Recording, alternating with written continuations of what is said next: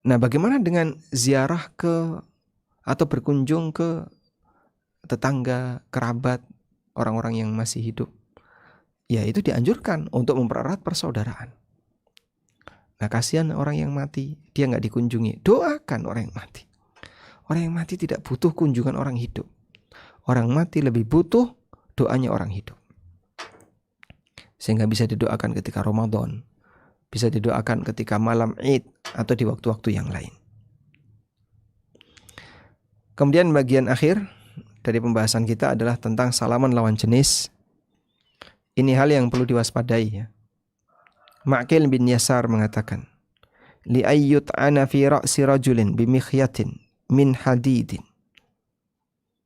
Sungguh, jika kepala seseorang ditusuk dengan besi, ditusuk dengan jarum dari besi, ditusuk dengan